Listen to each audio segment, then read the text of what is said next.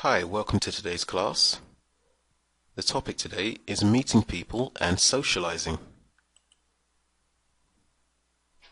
Small talk is a very important part of socializing and making friends. It's appropriate in many different situations, such as talking to a delivery man to avoid awkward silences, making friends at a new job or at university, establishing a business relationship, whether it be with a client or a business partner, and of course trying to get a date. The truth is that small talk and socializing are unavoidable. We don't really have a choice, so it's better to be good at it than not, especially in English-speaking cultures.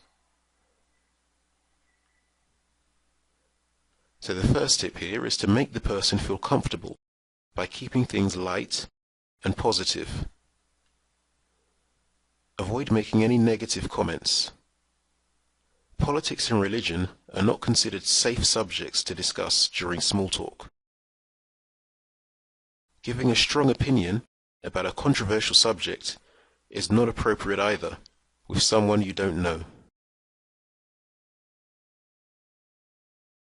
You can compliment a woman's clothing, but talking about body parts would most likely be considered crossing the line.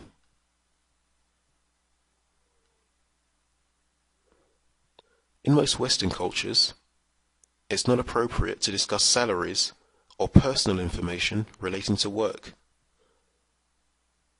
Take the hint when the other person implies they want to end the conversation. Remember, if you're shy or you don't know what to say, you may be mistaken for being rude. Always think of a response when someone speaks directly to you. So here are some examples of statements you can make during small talk. Engage the other person. Always be prepared to follow up with a question or statement. For example, how about you? Oh, really? I really enjoyed that book or movie, and so on.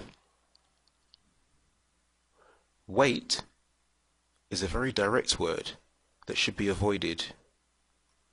You could say, oh, before you go, or I don't want to keep you, but, if you have something very important to add or ask. In a communal environment, like an office, you can try one of the following openers. Try to use an open-ended question so the person has to respond, preferably not with a yes or no answer. Here are some examples. You look like you could do with a coffee. Looking forward to the weekend? Have you worked here long? Be mindful that too many questions will make the person feel like he's being interrogated. Try to find common ground with the person. This can be anything that you can both relate to that can help to establish a connection. So, how do you know Kevin is hilarious, isn't he? Have you ever had a chance to Evan throws the most amazing parties. I'm reading a book by Do you like The train seems to be running late. How long have you been waiting? I didn't think it would be so busy today. These are very common statements, but slightly negative. They're not likely to get you a positive response.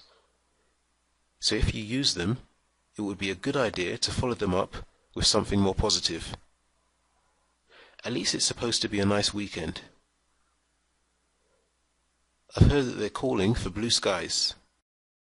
Talking about the weather is also very common, but a bit boring, and it doesn't really lead anywhere.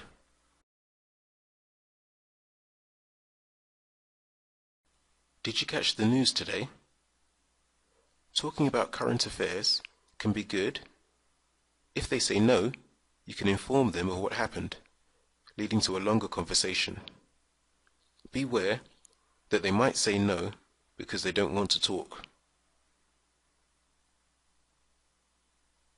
Who do you think is going to win tonight?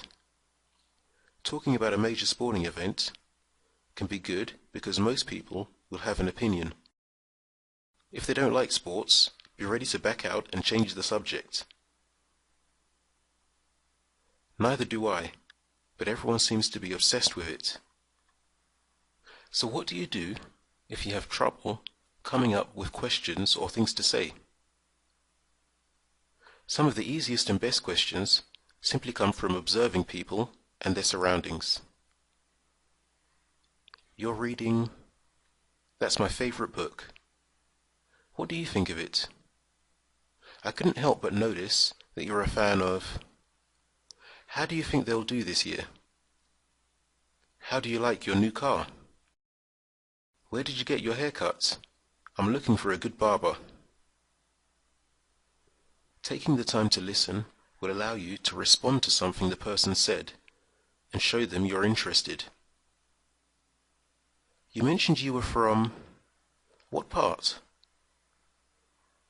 You made an interesting point about. Give them a compliment and then follow it up with a question. That's a really nice. Where did you get it? Nice dance moves. Did you take classes? End the conversation politely. It's been great talking to you. When can we do this again? I'd love to talk more about. Give me your number. I wish I could keep talking to you, but my ride home is about to leave. I'm sure I'll see you soon though. And that brings us to the end of the class. For more information on our one-to-one classes with a native speaking teacher, please visit speakeasy1to1.com. Thanks for watching.